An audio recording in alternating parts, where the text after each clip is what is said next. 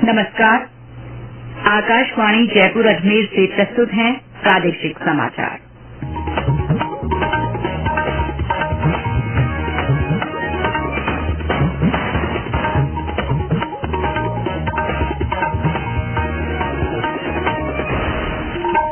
मुख्य समाचार। प्रधानमंत्री नरेंद्र मोदी ने कहा, उनकी सरकार ने 25 करोड़ लोगों को गरीबी से बाहर निकाला। प्रधानमंत्री ने आज राजस्थान के भीनमाल सहित 8 राज्यों में 12 आकाशवाणी FM ट्रांसमीटर्स का लोकार्पण किया। विधानसभा सत्र आज से शुरू। राज्यपाल कलराज मिश्र ने राज्य सरकार की प्राथमिकताओं का उल्लेख किया। और प्रदेश में अधिकांश स्थानों पर न्यूनतम तापमान 10 डिग्री सेल्सियस के नीचे।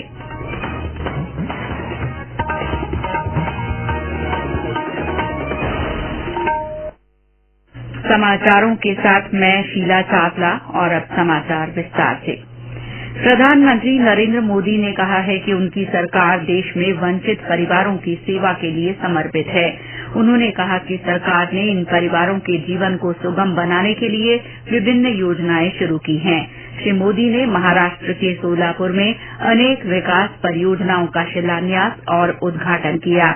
इस अवसर पर प्रधानमंत्री ने कहा कि सरकार 4 करोड़ पक्के मकान और 10 करोड़ शौचालय पहले ही उपलब्ध करा चुकी है। मेरी सरकार गरीबों के लिए समर्पित सरकार है, इसलिए हमने एक के बाद एक ऐसी योजनाएं लागू की जिससे गरीब की मुश्किलें कम हो, उनका जीवन आसान बने।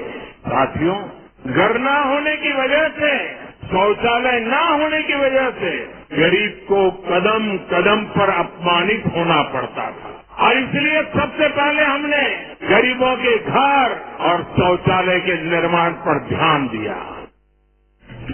श्री मोदी ने कहा कि उनकी सरकार ने 25 करोड़ लोगों को गरीबी से बाहर निकाला है। प्रधानमंत्री ने कहा कि प्रधानमंत्री गरीब कल्याण अन्न योजना अगले 5 साल तक जारी रहेगी। प्रधानमंत्री नरेंद्र मोदी ने आज चेन्नई में अमृतकाल के नए दौर के प्रसारण के तहत राजस्थान सहित 8 राज्यों में 12 आकाशवाणी FM ट्रांसमीटर्स का लोकार्पण किया। इनमें जालौर का भीनमाल शामिल है। श्री मोदी ने 12 राज्यों के 26 FM ट्रांसमीटर्स की आधारशिला भी रखी। नए स्थापित होने वाले ट्रांसमीटर्स में प्रदेश से अनूपगढ़, टोंक, वल्लभनगर और जैसलमेर शामिल हैं। राष्ट्रपति द्रौपदी मुर्मू 22 जनवरी को 19 बच्चों को प्रधानमंत्री राष्ट्रीय बाल पुरस्कार से सम्मानित करेंगी। इन बच्चों को कला और संस्कृति, वीरता, नवाचार, सामाजिक सेवा और खेलों में असाधारण उपलब्धियों के लिए चुना गया है। पुरस्कार पाने वाले बच्चों में 9 लड़के और 10 लड़कियां हैं। प्रधानमंत्री नरेंद्र मोदी 23 जनवरी को प्रधानमंत्री राष्ट्रीय बाल पुरस्कार विजेताओं के साथ बातचीत करेंगे। राज्य विधानसभा का सत्र आज राज्यपाल कलराज मिश्र के अभिभाषण के साथ शुरू हुआ। अभिभाषण में राज्यपाल ने राज्य सरकार की प्राथमिकताओं का जिक्र किया और सरकार के रोड मैप के बारे में भी बात की। अभिभाषण में कहा गया कि भाजपा सरकार पिछली सरकार की ओर से संचालित जन कल्याणकारी योजनाओं को बंद नहीं करेगी, लेकिन बजट प्रावधान के बिना चुनाव से ठीक पहले शुरू की गई योजनाओं की समीक्षा जरूर करेगी। राज्यपाल ने अभिभाषण में पूर्व की कांग्रेस सरकार की भ्रष्टाचार, कानून व्यवस्था की बदहाल स्थिति और पेपर लीक जैसे मुद्दों को लेकर आलोचना की। अभिभाषण में कहा गया कि 31 मार्च 2019 तक राज्य में प्रति व्यक्ति ऋण भार 40,300 रूपये था, जो अब बढ़कर 70,800 रूपये के करीब हो गया है। अभिभाषण में राज्य की चौपट अर्थव्यवस्था को पटरी पर लाने के लिए उद्योगों को बढ़ावा देने की बात कही गई है। राज्यपाल ने नई सरकार की ओर से पेपर लीक को रोकने, अपराध पर अंकुश लगाने और भ्रष्टाचार को रोकने के लिए सरकार की ओर से उठाए गए कदमों का जिक्र किया।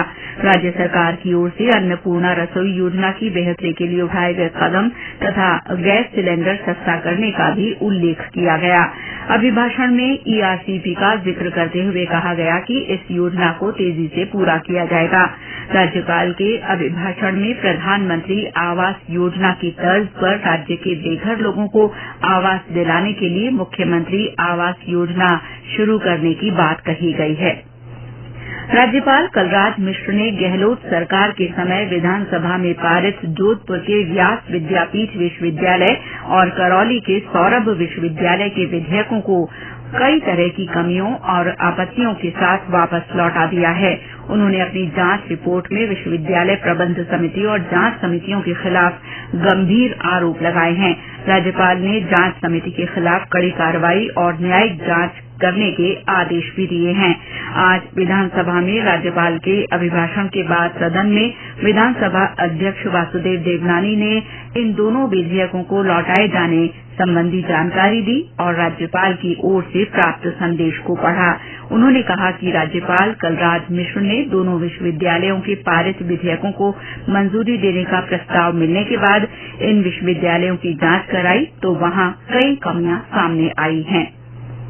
विधानसभा में आज नवनिर्वाचित 3 विधायकों ने शपथ ग्रहण की। विधानसभा अध्यक्ष वासुदेव देवनानी ने नवनिर्वाचित विधायक जगत सिंह, विधायक महेंद्रजीत सिंह मालवीय और रूपेंद्र सिंह कुन्नर को सदस्यता की शपथ दिलाई। राज्य विधानसभा ने कार्य सलाहकार समिति की सिफारिश को मंजूर कर लिया है। आज सुबह हुई समिति की बैठक में सदन की कार्रवाई को लेकर चर्चा की गई। बैठक में किए गए निर्णय के अनुसार 20 से 22 जनवरी तक सदन का अवकाश रहेगा। 23 और 24 जनवरी को राज्यपाल के अभिभाषण पर धन्यवाद प्रस्ताव पर बहस होगी। 25 से 28 जनवरी तक सदन की बैठक नहीं होगी। 29 जनवरी को राज्यपाल के अभिभाषण के धन्यवाद प्रस्ताव पर बहस जारी रहेगी और 30 जनवरी को इस पर सरकार की ओर से जवाब पेश किया जाएगा। ये समाचार आकाशवाणी जयपुर अजमेर से प्रसारित किए जा रहे हैं। प्रदेश में विकसित भारत संकल्प यात्रा के शिविरों में लोगों को विभिन्न योजनाओं का लाभ दिया गया। श्रीगंगानगर में संकल्प यात्रा के तहत 50F रूपनगर, टाकराबाली, रतनपुरा सहित कई गांवों में शिविर लगाए गए।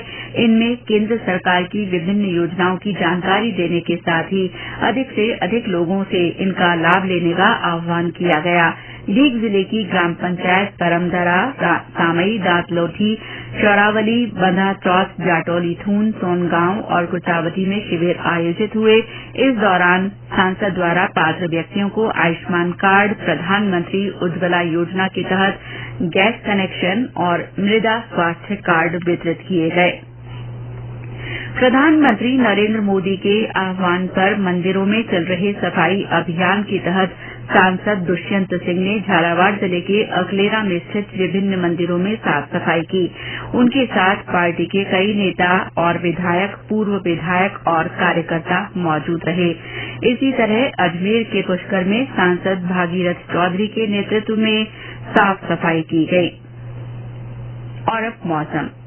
प्रदेश में अधिकांश स्थानों पर न्यूनतम तापमान 10 डिग्री सेल्सियस से नीचे चल रहा है। तेज ठंड के साथ कोहरे के कारण भी आम लोगों की दिनचर्या प्रभावित हो रही है। सबसे कम 2.4 डिग्री सेल्सियस तापमान बीकानेर में रिकॉर्ड किया गया। राजधानी जयपुर में कल के मुकाबले तापमान में और गिरावट हुई है। आज शहर में न्यूनतम तापमान 5.4 डिग्री सेल्सियस दर्ज किया गया। मौसम विभाग ने आगामी 24 घंटों में अलवर, भरतपुर, धौलपुर, झुंझुनू, करौली, चूरू, हनुमानगढ़ और श्रीगंगानगर में बहुत घने कोहरे और अति शीत दिन रहने की संभावना व्यक्त की है।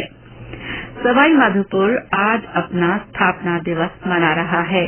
इस मौके पर प्रशासन और पर्यटन विभाग की ओर से आयोजित उत्सव का शुभारंभ त्रिनेत्र गणेश मंदिर में महाआरती के साथ हुआ। हमारे सवाई माधोपुर संवाददाता ने बताया कि 2 दिन के उत्सव के दौरान विभिन्न प्रतियोगिताएं भी आयोजित की जा रही हैं। शहर के 261वें स्थापना दिवस के अवसर पर आयोजित उत्सव के अंतर्गत आकर्षण का केंद्र काला गोरा भैरव मंदिर से राजबाग तक निकाली गई भव्य शोभा यात्रा रही। बैंड बाजे और लोक कलाकारों की प्रस्तुतियों के साथ शोभा यात्रा में देशी विदेशी सैलानी, जनप्रतिनिधि, गणमान्य नागरिकों के अलावा शिक्षण संस्थाओं के सैकड़ों विद्यार्थी भी मौजूद रहे। राजबाग में साफा बांधो प्रतियोगिता, बैंड वादन के अलावा विभिन्न रंगारंग कार्यक्रम आयोजित किए गए। इससे पूर्व त्रिनेत्र गणेश मंदिर में महाआरती, शहर के संस्थापक सवाई माधो सिंह प्रथम की प्रतिमा पर माल्यार्पण और वन्य जीव फोटो प्रदर्शनी का भी शुभारंभ हुआ। उत्सव के तहत कल भी विभिन्न कार्यक्रम आयोजित किए जाएंगे। सतीश वर्मा, आकाशवाणी समाचार, सवाई माधोपुर। बांसवाड़ा जिले में चिकित्सा विभाग को सिकल एनीमिया की जांच के लिए 3,19,000 किट और प्राप्त हुए हैं। इससे पहले 10,000 किट प्राप्त हुए थे। अब जिले में इस जांच के लिए 3,29,000 किट हो गए हैं।